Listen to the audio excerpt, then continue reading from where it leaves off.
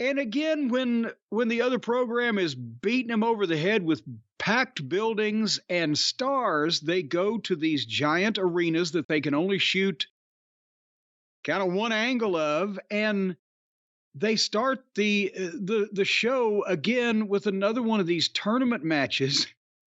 At first, I thought, well, at least Tony's doing something, helping humanity. You suggested that earlier in the program. I said now he's helping shelter the homeless. And then I realized it was Moxley entering the arena. I wondered why the camera was following the bum that they let in out of the elements. 'Cause I'm badass. And cold.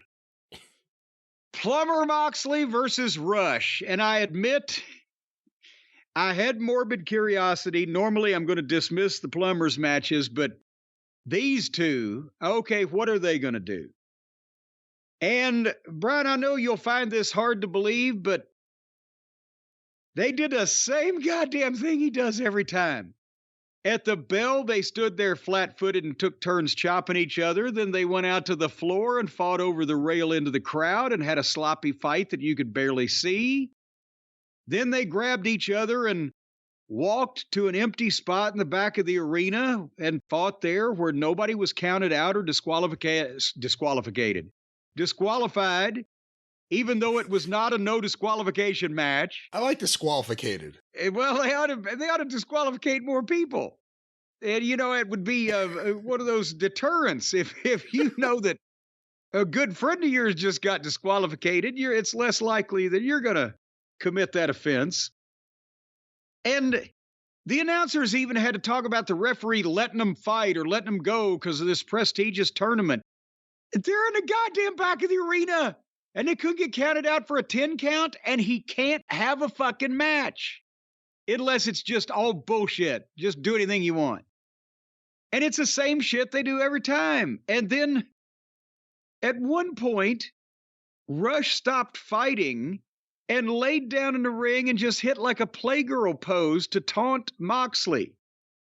And Moxley got back to his feet, and he didn't attack him while he was laying there.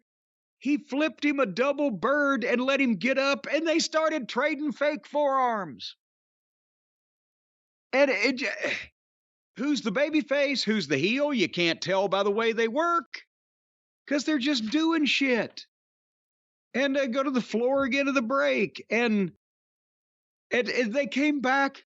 I swear to God, Moxley tried some kind of do-si-do, you duck this and I'll duck that, and then Moxley was going to DDT him. He lost his fucking head on the DDT and just... Way to go. He grabbed just on the back, he grabbed his arm and like a fucking elbow or something and just jerked him down. And their Rush tweaked his right knee or ankle or something because he was jerked down in a heap. And then Rush went for a pile driver, a trapped arm pile driver, where he ties Moxley's arms around his own chest and he's holding them and he's got Moxley's head between his legs. He's going to pick him up for this goddamn pile driver. And remember, this is the same moron that got concussed and then had the guy hit him with 2 different pile drivers to beat him here about 6 weeks ago. So Moxley says, fuck you. He kicked his legs out and sandbagged him. And he just fell on his fucking, hands and knees. And Rush goes to pick him up and gives him a regular pile driver. And that he goes for because he's got his arms free just in case. But it's like, fuck you. Let go of my arms. He did a face flop. Yes.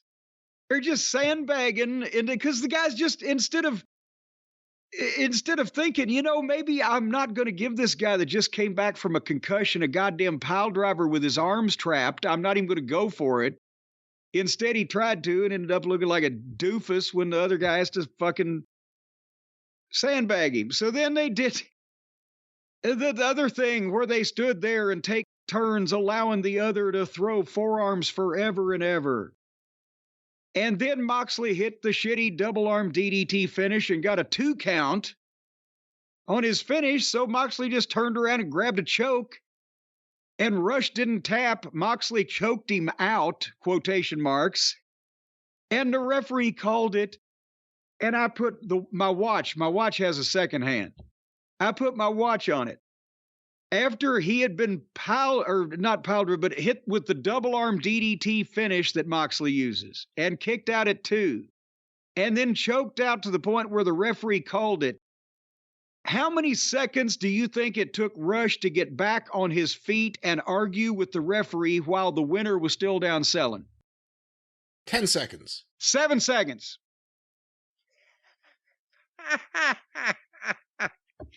This is one of the worst matches I've ever seen, and by the time it was over, it was 21 minutes into this show. Like you, I was intrigued by what it could be because it's the battle of the two guys who don't sell for anyone. And the first 10 minutes of the match went exactly the way I thought it would. And then it was just more of what I thought it would be. And again, if you're into the personality of Moxley and Rush's stylings of a match, I'm sure you may have liked it, but stylings? I don't know. If you're into Moxley's personality, you need to do what Keith Richards did and have your blood transfused. In Switzerland. In Switzerland.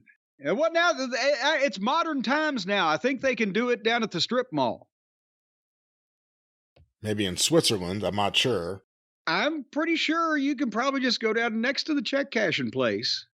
Well, with this blood transfusion. With this victory, let's talk about really what this is about. Moxley has 3 points in the Continental Classic tournament point system.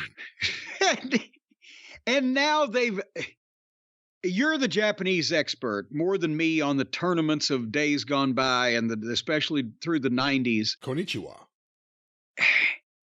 They kind of had it to where there were, 4 or 5 guys that were in the running and several till the end, right? Where anybody could win down to the last match or two because of the point standing.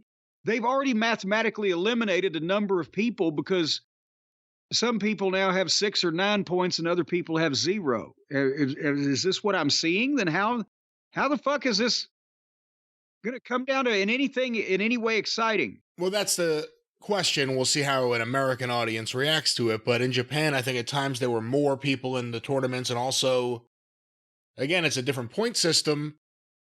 I think there were more matches. It's a different way the fans there follow wrestling. The mainstream fan there, in a lot of ways, followed wrestling more like the sheet fan here in the States because it was all reading based. So they'd pick up this information that the wrestling fan, even picking up the magazines here in the States wouldn't necessarily get. Well, it's like baseball. If you're a baseball fan, you know what the standing of the teams is in the various conferences and things. But I think I said it to you the other day. What's the point in having guys in here if you kind of know they're just the tournament job guys? And I hate saying that about Jay Lethal and Mark Briscoe specifically, at least in the blue bracket or whatever the fuck bracket they're in. The blue blocker. But they can have great matches, but it doesn't matter. You know they're going to lose, and then they lose. And then you realize they're the only guys losing. And now they're eliminated, so now they're just going to have more matches. Why would they win? If they win a match now, is it booking malfeasance? I don't even know, because there's been so much. I don't know.